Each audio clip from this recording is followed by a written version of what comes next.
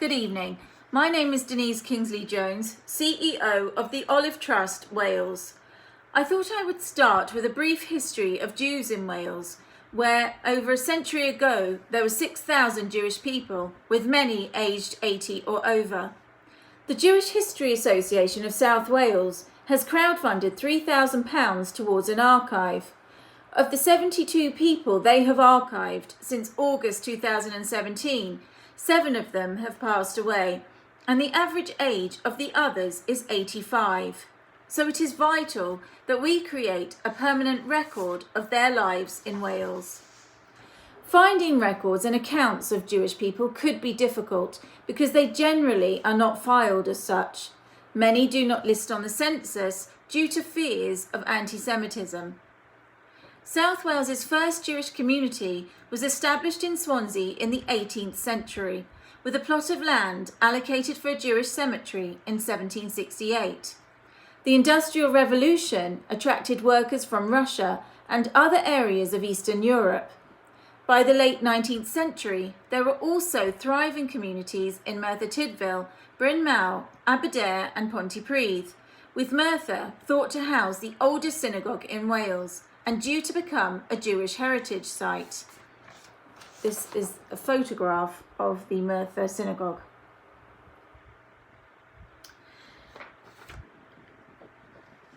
In the 1940s, many Jewish workers had flocked to support the war effort, so that the predominant languages heard in Treforest Industrial Estate and Rhondda Cynon Taf were Polish, German and Czech. Jewish businesses in Pontypridd became so successful that the town's high street was colloquially known as Jewish Street. Yet by 1999, Merthyr Tydfil's once 400-strong community had disappeared altogether when George Black, known as the last Jew in Merthyr, died aged 82. Partly it is a success story, as the first-generation immigrants worked as labourers and hawkers, but they wanted their children to move into the professions for which they had to move away. Also, in common with many other groups, the decline of heavy industry in South Wales forced Jewish people to look elsewhere for work. This created a snowball effect where more and more people moved away, leading to the closure of synagogues and community services. Today, there are no Jewish schools or kosher facilities like butchers and delicatessens in Wales, so every fortnight a delivery arrives from London, sadly only to Cardiff. Cardiff fulfilled a role similar to Swansea in relation to their co-religionists in the West. Although there are instances of Jews having lived in Cardiff in the 18th century, a community was not established there until the 1840s, where the land for the Jewish cemetery in Cardiff was presented by the Marquis of Bute in 1841. A permanent synagogue was soon established in a room in Trinity Street near the market. Then it was moved to larger premises in Bute Street. In 1858, a synagogue was opened in East Terrace to serve a community of around 150 people. At the same time, they acquired their first minister, Nathan Jacobs. The Cardiff Jewish community, as it developed during the Victorian period, contained watchmakers, jewellers, tailors, pawnbrokers and general dealers. It was prosperous and tightly knit, and maintained discipline of members, as revealed in the congregation minute books. In August 1880, it was decided that a policeman should be present at East Terrace during the forthcoming High Holy Days to prevent non-subscribers entering the synagogue. Discontent with the high-handed, overbearing attitude, this eventually led to open revolt. This created a breach between the two Cardiff communities, where the East Terrace Synagogue remained the more prestigious of the two. It was the synagogue of Cardiff's Jewish establishment. When Colonel Goldsmith came to Cardiff in 1894, he naturally joined East Terrace and was the prime mover in the project to build a new synagogue in Cathedral Road. His presence in the Welsh capital gave Cardiff Jewry some national prominence at the time. Now there are approximately 2,000 Jews in Wales, with 40% living in Cardiff. whereas in Carmarthenshire, Jews are known to have been living here from the mid-19th century, although there is no knowledge of an organised Jewish congregation being established, nor a Jewish cemetery. The Llanelli Jewish community is the most westernly in South Wales, and its origins appear to date back to the 1880s, when the Jews first began to settle in the town. Although it was not until 1902 that services were held for the High Holy Days. The synagogue was built in 1909, and for a time there was a rival congregation formed in 1915. The Jews of Llanelli were generally considered to be amongst the most religious in the provinces, and a high proportion of its sons became rabbis and ministers of other congregations throughout Britain. And for this reason, Llanelli was referred to as the Gateshead of Wales.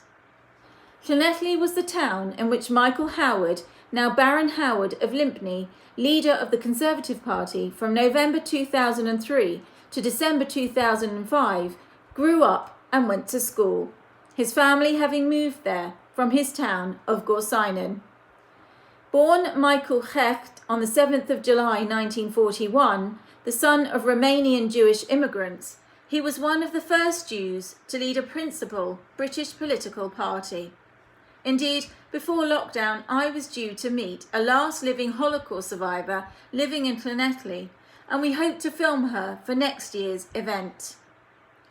It turned out I had links to Wales from when I was young, firstly with my grandmother, who was an evacuee in World War II, and secondly on my father's side. When I arrived in Swansea in 2007, I met the leader of the small Jewish community, Norma Glass, who asked me who I was and if I had any links to Swansea. My great-aunt used to tell us stories of driving to Swansea when there was no bridge, and they had to stop and have their sandwiches on the way through the mountains. Although my paternal grandfather was a civil engineer on the first Severn Bridge built to Wales, and I remember seeing the plans when I was small. My aunt married a hairdresser named Bernard Bowman, who taught Vidal Sassoon, and his brother Mossy opened a barber shop in Swansea. When I mentioned his name to Norma, she gasped, "Oh, Mossy, yes, I knew him." Whereas when Norma went on holiday to Tenerife, she met a Jewish couple from London, who when they heard where she was from, asked, "Do you know Denise?" Such is the small world that is the Jewish community. There are plans to research names of Holocaust victims listed on a tablet at the Cardiff Reform Synagogue. We have managed to collect memories from non-Jewish people too, telling us what the communities and businesses mean to them, stated a representative. It would be easy to dwell on the stories of anti-Semitism, but that would overlook the many hundreds of positive experiences and the immense Jewish contribution to Welsh culture, sport, enterprise and life in general. This year, we held the first Holocaust Memorial Day in Carmarthenshire, where my mother was supposed to be speaking about her trip to Auschwitz, but unfortunately was rushed to hospital just before the event in January and passed away 3 weeks later. So next year, our event will be called the Hilary Rose Holocaust Memorial Day in Kidwelly. Stand Together was the theme of this year's Holocaust Memorial Day, marking the 75th anniversary of the liberation of Auschwitz-Birkenau. If people stand together strongly on a particular matter, they are in agreement and take action together. I believe young people can learn valuable lessons about the Holocaust and apply those lessons to present, personal and world situations. Many of the children here today will be unaware of what took place, but we hope to eliminate hate, discrimination and bullying. Students can learn how the perpetrators of the Holocaust misused education, where children in Nazi Germany had special lessons on hate, where the Nazis applied knowledge, skills and technology for genocidal purposes. They can learn about tremendous acts of bravery and the courage and efforts of non-Jews who saved Jews from the Nazis. Above all, they can become aware of the dangers of prejudice, apathy and indifference. The Holocaust was not the work of a few irrational or mad men. Hitler, the leader of Germany from the 1930s, and his henchmen proceeded to destroy the Jewish race, as well as the Roma Gypsy community from Italy, those who were disabled, and those who chose to be with someone of the same gender. They succeeded with assistance from hundreds of planners, thousands of participants and collaborators, as well as the silence of the free world. It has universal implications and was a crime against humanity that must belong to everyone. However, the Holocaust is not only a story of loss, it is also a story of life, of hope, and standing together. 6 million Jews were removed, but 5 million resisted or fled. The Jewish resistance was strong, both physically and spiritually. Jews revolted in the Warsaw Ghetto and in nearly 24 ghettos and in 3 of the 6 camps, forming underground partisan units in France. My grandfather, Janos Lefkowitz, was sent to the UK in the 1930s due to events unfolding in pre-war Hungary that had seen long-term restrictions and discrimination for Jewish businesses and jobs for Jews. And this is a picture of my grandfather. When the war started, my maternal grandmother, Dorothy Freed, was sent from London to Llanelli as an 18-year-old. That's my grandmother. And I published the story a few years ago, where it was taken up by the Carmarthen Journal and the History Society. She always spoke of her love for Wales, and I grew up hearing her stories of how the train steamed through villages and the countryside morphed to valleys and lush landscapes. As she saw the sea, her eyes widened as she was taken to a farmhouse, and she recalled a grand oak staircase, wood panelling, a warm fireplace, and picture window with views over the estuary. On a not-so-fortunate train, my maternal grandfather travelled to Hungary, trying to arrange for our family to leave for the UK, where an SS officer on board ordered him to get to the back of the train, destined for the camps. An American soldier told him not to move and saved his life, but his family had the wrong papers due to changes in borders when Czechoslovakia and Hungary were created out of the collapse of the Russian Empire, and their papers were not valid. As my grandmother spent almost a year in Wales, she never forgot the warmth of its people, even in those dark times, life beside the sea, and fresh produce to eat. Years later, as she lay in hospital, she asked me to find the place she had such fond memories of, Buchel Farm in Llanelli. I had been living and working in Swansea, but had moved to Llanelli, so set about trying to find the farm. My grandfather and his cousin George came from the same small village in Niamada in northeastern Hungary. My mother tried for many years to uncover the story, as her father would not speak of it. In 1943, over 90 members of our Hungarian family were taken to the Kisvárda ghetto by cattle cart, where George witnessed a baby being born and his Hebrew teacher dying. After several months of substandard living, they were taken on the train to Auschwitz-Birkenau in June 1944. They were immediately separated, where George, at 18 years old, was ordered by his mother to take care of each other, meaning his siblings, Mickey, Gabriella, and Anna. By March 1944, all of Hungary's Jews had thus far been protected by their regent Miklos, but were invaded by Germany and forced to give them up. And I have dedicated my studies to a history and politics degree, international relations with genocide MA, and into PhD studies in order to understand my ancestral past. Nearly 1 million were removed from Hungary, with 90 members of our family sent to Auschwitz in the space of 3 months. George had survived the Holocaust and reported that through it all there was hope. To some, it was an internal whisper that things will turn out for the best. For others, it was a belief in a higher power or something more spiritual. And to the rest, it was a goal to keep on walking, whatever the odds. My gran returned to London almost a year later, and in the basement of a tall building during an air raid, a fair-haired gentleman in an army uniform approached her for a light. They were engaged 3 weeks later and married within 6 months. I was pregnant with my son Adam and living in Llanelli when walking with my then partner, now husband, came across the sign. Here stood the lost community of Bwch y Gwynt, right on the spot where I had been living for almost a year. I then moved to Kidwelly with my new family. As George returned to his village that was devoid of any community, devastated by his loss, he contacted his older brother Sandor in the United States, who had left before he was born. After waiting for the tickets that failed to arrive, he decided to embark on the Exodus boat setting sail for Palestine. Yet he never got on the boat, as that morning his tickets arrived for America. George started his new life and married another Holocaust survivor from Hungary, who maintained hope in the camps by her memory of food. This had ensured her survival and kept her alive.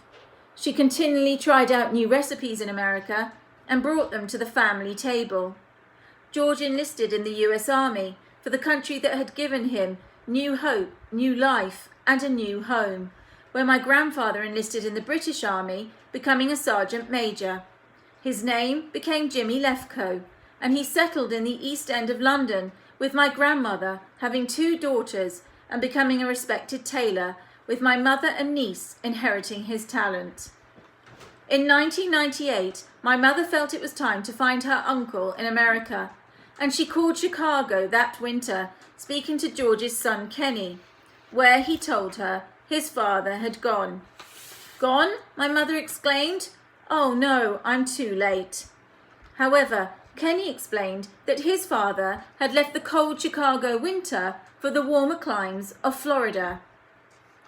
When my mother finally met her uncle, he was captivated by her warmth and humour. We have also met our cousin Audrey, with whom we met in the UK, who told us that George was so very grateful to meet my mother, as she brought joy into his heart when he had just lost his wife. And this is a picture of Audrey, my mother, and I.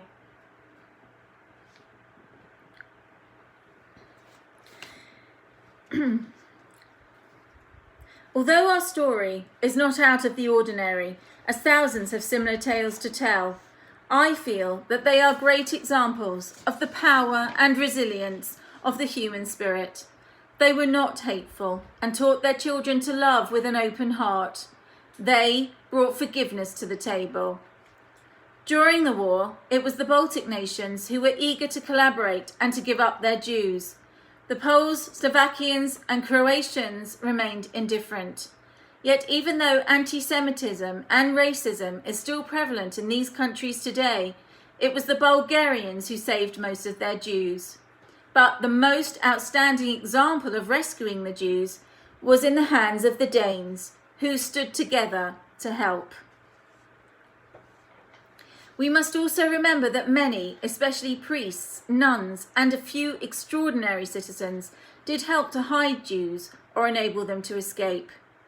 Unfortunately, this is where it starts, when we turn our backs and are indifferent to prejudice. We must stand together to combat discrimination and racism, where it inspires us to change and do better. It was standing together that brought people as one after events like 9/11 or 7/7. As Sir Nicholas Winton, who rescued 669 children from Nazi-occupied Europe, stated, "Don't be content in your life just to do no wrong. Be prepared every day just to do some good." I believe at a time when we know identity-based hostility is increasing, it is important that we stand together more than ever and show solidarity with others facing prejudice. Holocaust Memorial Day is an opportunity for us all to learn from genocide for a better future. Many of the survivors whose powerful accounts enable us to understand their experience are no longer with us, and it will be up to us and subsequent generations to teach and pass on their legacy. That is why I set up the Olive Trust, to deal with inclusion in every way, whether through health, education, or Holocaust remembrance, whose main aim is to bring communities together and oust discrimination and racism.